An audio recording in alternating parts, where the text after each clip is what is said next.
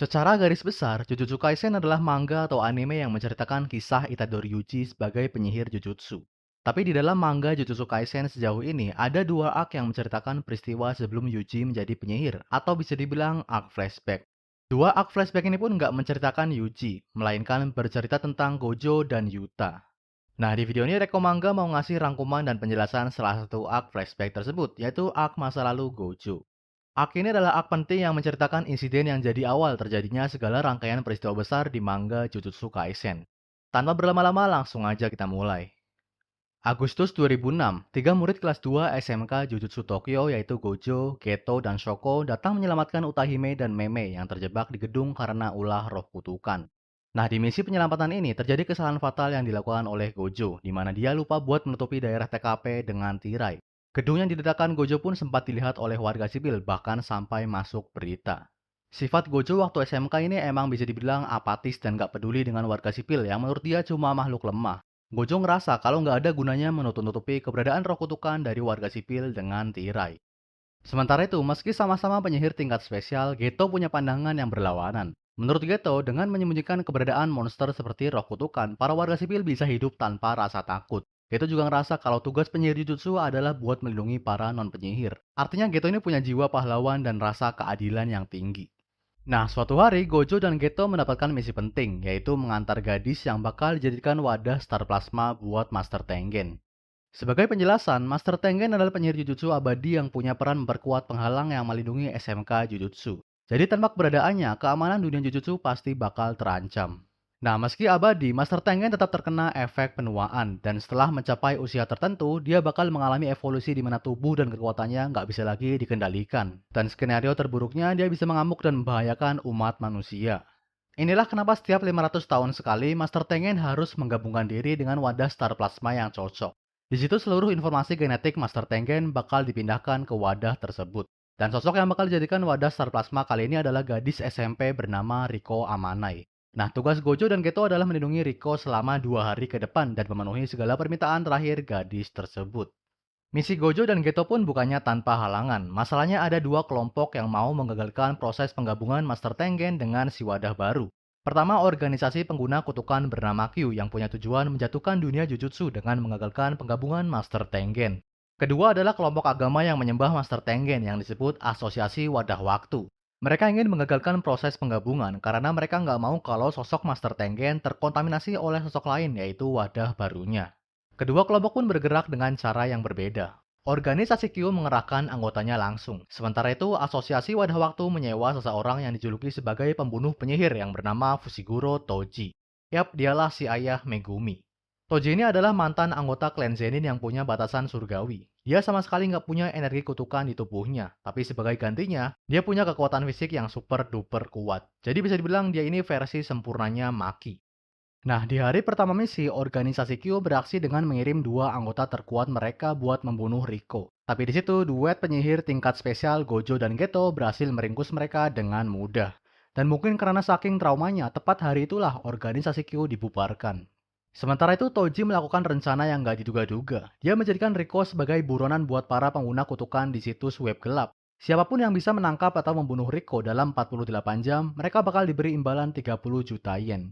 Alasan Toji nggak langsung turun tangan adalah karena dia waspada dengan kekuatan Gojo. Dia mau bikin Gojo kelelahan dengan terus-terusan memaksanya bertarung dan memakai tekniknya. Karena waktu SMK, Gojo ini belum bisa terus-terusan memakai teknik limitlessnya.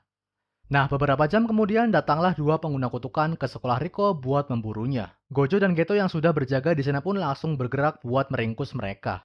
Dan seperti biasa, Geto dengan koleksi roh kutukannya berhasil menang telak.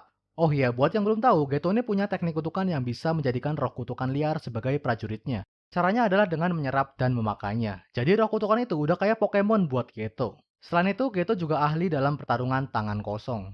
Sementara itu, pertarungan Gojo juga nggak berlangsung lama. Gojo berhasil menang mudah berkat teknik limitlessnya. Tapi di sini ada kejadian kocak di mana Gojo gagal mengaktifkan teknik merahnya. Ini menunjukkan kalau Gojo waktu itu belum bisa menguasai teknik pembalik. Nah, saat Gojo dan Geto bertarung, pengasuh Riko yang bernama Kuroi tiba-tiba diculik. Si penculik pun meminta buat bertemu di Okinawa.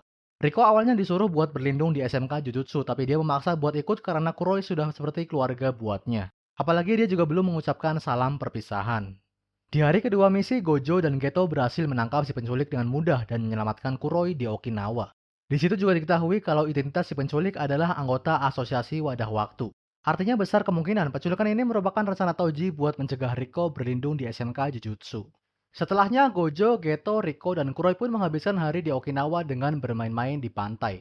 Tapi di sana Gojo dan Geto masih harus waspada karena Riko masih jadi buruan para pengguna kutukan. Bahkan di sini Gojo masih terus mengaktifkan teknik limitlessnya. Selain Gojo dan Geto, dua murid kelas 1 SMK Jujutsu Tokyo yaitu Nanami Kento dan Haibarayu juga ditugaskan datang buat mengawasi bandara Okinawa. Tapi ternyata hari kedua berakhir tanpa adanya penyerangan.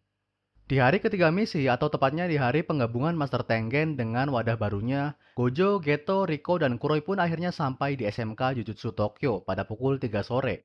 Batas waktu Riko dijadikan buron juga udah berakhir. Artinya nggak ada lagi pengguna kutukan yang bakal datang mengincarnya. Apalagi wilayah SMK Jujutsu juga udah dilindungi penghalang Master Tengen. Jadi bisa dibilang kalau misi Gojo dan Geto buat melindungi Riko udah beres, dan keduanya bisa bernafas lega. Nah, disitulah Gojo menonaktifkan teknik limitlessnya. Sampai tiba-tiba sebilah pedang menembus badannya dari belakang. Yap, Toji beraksi. Melihat sosok misterius yang tiba-tiba muncul, semuanya kaget karena wilayah tersebut harusnya nggak bisa dimasuki oleh sembarang orang. Gojo pun menyuruh Geto buat membawa Riko ke tempat Master Tengen, sementara Gojo bakal melawan Toji sendirian. Di sini Gojo bilang kalau tusukan Toji tadi nggak mengenai organ vitalnya dan dia masih bisa bertarung dengan maksimal. Pertarungan Gojo dan Toji pun berlangsung. Di pertarungan ini Toji kelihatan udah paham dengan teknik biru milik Gojo dan bisa mengantisipasinya. Tapi ada satu hal yang bikin Gojo kebingungan, yaitu Toji sama sekali nggak punya energi kutukan. Hal ini lantas bikin Gojo nggak bisa membaca pergerakannya, apalagi kekuatan fisik Toji juga jauh di atas rata-rata manusia normal. Gojo pun akhirnya memakai teknik biru buat menghancurkan seluruh bangunan di sekitarnya. Ini dilakukan agar Toji nggak bisa bersembunyi. Tapi tiba-tiba gerombolan roh kutukan yang menyerupai lalat bernama Kepala Terbang muncul dan mengelilingi Gojo. Pandangan Gojo pun jadi terganggu dan disitulah Toji muncul dari belakang dengan senjata kutukan tingkat spesial, tombak surga terbalik. Senjata super kuat ini punya teknik yang bisa menghentikan seluruh teknik kutukan orang yang dikenainya. Artinya, kalau senjata tersebut mengenai Gojo, teknik limitless Gojo bakal dinonaktifkan secara paksa. Dan yap, Toji berhasil menebas leher, badan, hingga paha Gojo. Dan diakhiri dengan menusukkan pisau ke dahinya. Gojo pun kalah telak. Sementara itu di lantai bawah SMK Jujutsu, Geto berhasil mengantar Riko ke depan tempat Master Tengen berada, tepatnya di aula utama makam bintang. Di tempat tersebut terdapat deretan rumah-rumah tua yang melingkari satu pohon besar. Di bagian paling bawah pohon tersebutlah tempat Master Tengen berada. Tapi cuma orang yang diundanglah yang bisa masuk. Nah, sebelum berpisah, secara mengejutkan Geto menawarkan Riko buat kabur dan menjalani kehidupan normal sebagai gadis SMP biasa. Ternyata sebelum misi dimulai, Gojo dan Geto udah membuat kesepakatan. Kalau Riko menolak buat dijadikan wadah, mereka bakal menuruti permintaannya, yang artinya melawan Master Tengen. Geto pun bilang ke Riko kalau dia dan Gojo bakal tetap melindunginya, karena mereka adalah duet penyihir terkuat. Riko pun menjawab kalau dia ingin terus hidup. Riko yang awalnya udah pasrah berubah pikiran setelah menghabiskan waktu dan bersenang-senang bersama Gojo, Geto, dan Kuroi. Tapi tiba-tiba, dor. Sebuah peluru menghujam kepala Riko. Toji ternyata berhasil masuk ke makam bintang dengan pistol di tangannya. Alasan Toji bisa masuk tanpa terdeteksi penghalang Master Tengen adalah karena dia punya roh kutukan yang bisa menyimpan senjata kutukannya. Nah, roh kutukan tersebut bisa diperkecil dan disimpan di dalam perut Toji. Jadi Toji yang dari awal emang nggak punya energi kutukan bisa bebas berkeliaran di wilayah SMK Jujutsu sambil membawa senjata kutukan. Selain itu Toji juga punya indera yang super tajam, makanya dia bisa langsung melacak keberadaan Geto dan Riko. Pertarungan Geto melawan Toji pun nggak terelakkan. Di sini Geto kelihatan marah besar karena Gojo, Riko, dan Kuroi telah dibunuh. Geto pun langsung mengeluarkan dua roh kutukan tingkat tingginya. Roh kutukan pertama berwujud naga dengan daya serangannya yang kuat, tapi di sini Toji dengan sigap menghindari berbagai serangannya, sampai akhirnya dia berhasil memotong roh kutukan tersebut. Nah, tepat saat si naga mati, roh kutukan tingkat tinggi kedua Geto beraksi. Toji tiba-tiba terperangkap dalam domain roh kutukan yang berwujud wanita berambut panjang. Tapi lagi-lagi dengan tombak surga terbalik, Toji berhasil menggagalkan serangan teknik kutukannya. Setelah kedua roh kutukannya berhasil dikalahkan, Geto langsung mendekat ke arah Toji dan mengarahkan tangannya ke roh kutukan yang ada di badan Toji. Di sini Geto mencoba buat menyerap roh kutukan yang dipakai Toji buat menyimpan senjata kutukannya. Tapi sayangnya Geto gagal karena roh kutukan tersebut bukan roh kutukan liar dan sudah menganggap Toji sebagai majikannya. Toji pun langsung menebas wajah dan tubuh Geto tanpa ampun. Di sini Toji sengaja nggak ngebunuh Geto karena dia takut roh kutukan koleksinya bakal keluar dan malah menambah masalah. Toji pun langsung mengambil jasad Riko dan meninggalkan SMK Jujutsu. Di markas asosiasi Wadah Waktu, Toji pun menyerahkan jasa Riko ke perwakilan mereka. Di situ Toji mendengar kalau organisasi tersebut rela melakukan apapun demi menjaga kesucian Master Tengen. Mereka bahkan nggak keberatan membiarkan Master Tengen hilang kendali dan membahayakan umat manusia. Nah, setelah mendiskusikan bayarannya, Toji pun keluar dari sana. Tapi tiba-tiba di luar gedung, dia disambut dengan orang yang seharusnya udah mati. Dialah Gojo Satoru. Ngelihat sosok di depannya, Toji pun menyimpulkan kalau Gojo telah menguasai teknik pembalik. Dan ternyata emang benar. Dengan tertawa bahagia, Gojo menjelaskan kalau waktu Toji menebas lehernya, Gojo udah memfokuskan pikirannya buat menguasai teknik pembalik. Ini artinya Toji melakukan kesalahan karena dia nggak memenggal kepala Gojo. Pertarungan kedua, Gojo melawan Toji pun dimulai. Tapi di sini Gojo berhasil menghindari serangan Toji. Sampai akhirnya dia pun mengeluarkan teknik yang sebelumnya sempat dia coba tapi gagal. Teknik itu adalah teknik pembalik merah. Teknik yang merupakan kebalikan dari teknik biru ini dapat menciptakan daya dorong super kuat ke targetnya. Toji pun langsung terpental jauh dengan dahsyatnya. Tapi dengan fisik kuatnya, Toji masih bisa bangkit. Kali ini Toji menggabungkan tombak surga terbalik dengan seutas rantai panjang. Dia ingin menyerang Gojo dari jarak jauh. Tapi di pertarungan ini, Gojo seakan telah mengalami pencerahan. Gojo udah bisa memahami prinsip utama energi kutukan, dan segala potensi mengerikan dari teknik limitlessnya pun bisa dia capai. Yap, disinilah awal mula Gojo mematenkan dirinya sebagai yang terkuat. Gojo pun mengeluarkan sebuah teknik yang bahkan jarang diketahui oleh anggota klan Gojo sekalipun. Dengan menggabungkan dua tekniknya, merah dan biru, terciptalah teknik hampa ungu. Sebuah bola raksasa pun muncul dan meluncur, menghancurkan segala sesuatu yang mengenainya, termasuk setengah badan Toji. Gojo pun berhasil menang. Sebelum mengembuskan nafas terakhirnya, Toji memberitahu Gojo kalau dia punya anak yang sebentar lagi bakal dijual ke klan Zenin. Toji pun membebaskan Gojo buat melakukan apapun ke anak tersebut. Setelah mengalahkan Toji, Gojo pun masuk ke markas asosiasi Wadah Waktu buat mengambil jasa Riko. Dan nggak lama kemudian, Geto juga datang. Tapi di situ dia kelihatan kaget dengan aura Gojo yang berbeda.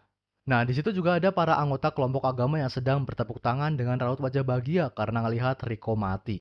Gojo bahkan sempat menawarkan Geto buat membunuh orang-orang tersebut. Tapi Geto menolak dan menilai kalau pembunuh mereka nggak akan ada artinya. Geto percaya kalau seorang penyihir Jujutsu harus punya alasan kuat buat membunuh orang lain. Di sini kita bisa melihat betapa Geto masih punya rasa keadilan yang tinggi. 1 tahun setelah insiden tersebut, tepatnya bulan Agustus 2007, Gojo semakin bertambah kuat. Dia bahkan sudah bisa mengaktifkan teknik limitasnya tanpa henti. Julukan terkuat yang dulunya disematkan buat Gojo dan Geto kini beralih ke Gojo seorang. Keduanya juga mulai menjalani misi mereka sendiri-sendiri.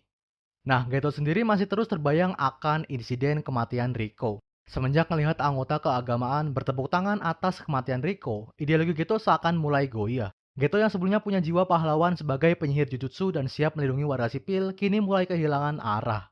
Geto mulai melihat kehidupannya sekarang cuma siklus bolak-balik antara membasmi kutukan dan memakannya. Padahal menurut Geto, memakan roh kutukan itu bagaikan memakan kain yang habis dipakai buat mengelap muntah. Geto pun mulai berpikir buat siapa dia melakukan pekerjaan berat tersebut. Apakah buat para warga sipil? Apakah buat non-penyihir yang bertepuk tangan atas kematian Riko? Pemikiran buat menganggap non-penyihir lebih rendah darinya dan memanggil mereka monyet pun terus-terusan datang di otaknya. Nah, suatu hari Geto bertemu dengan penyihir Jujutsu tingkat spesial lain yaitu Sukumo Yuki. Di situ mereka berdiskusi soal tujuan Yuki buat menghilangkan roh kutukan dari muka bumi. Yuki menjelaskan kalau non-penyihir mengeluarkan lebih banyak energi kutukan dibanding penyihir Jujutsu. Makanya roh kutukan cuma lahir dari non-penyihir. Nah, ini berarti kalau seluruh umat manusia dijadikan penyihir Jujutsu, nggak akan ada lagi yang namanya roh kutukan. Nah, disinilah Geto tiba-tiba terpikirkan akan satu ide gila. Kalau roh kutukan cuma lahir dari non-penyihir, artinya kalau seluruh non-penyihir di muka bumi dimusnahkan, roh kutukan juga bakal hilang selamanya.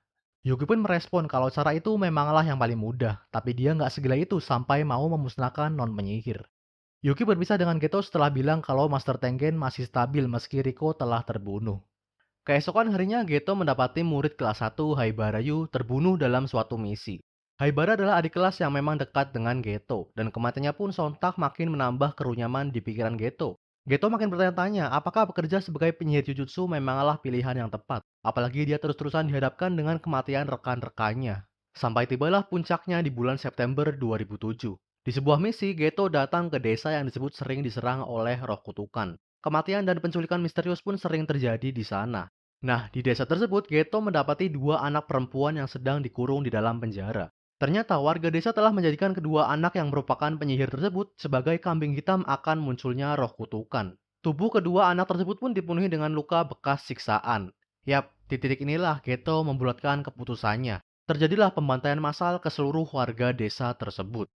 5 hari kemudian, kematian 112 warga desa pun diketahui oleh pihak Jujutsu. Dan setelah dilakukan penyelidikan, diketahuilah kalau pelakunya adalah Geto Suguru. Sesuai undang-undang, Geto pun kini dianggap sebagai pengguna kutukan yang harus dieksekusi mati.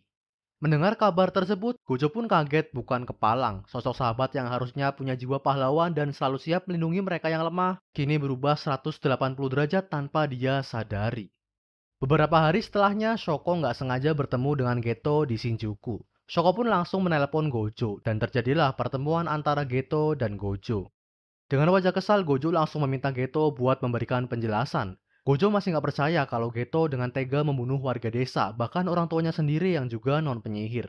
Padahal Geto sendirilah yang bilang ke Gojo kalau seorang penyihir Jujutsu harus punya alasan kuat buat membunuh orang lain. Geto pun menjelaskan ke Gojo kalau tindakannya itu atas dasar keadilan, karena Geto ingin menciptakan dunia tanpa non-penyihir. Gojo pun langsung membalas kalau dunia yang diimpikan Geto nggak akan bisa terwujud dan usahanya cuma bakal berakhir sia-sia. Nah, di sini Geto menjawab kalau Gojo sendiri pasti sanggup mewujudkan dunia tersebut. Geto seakan bilang kalau dia iri dengan kekuatan Gojo.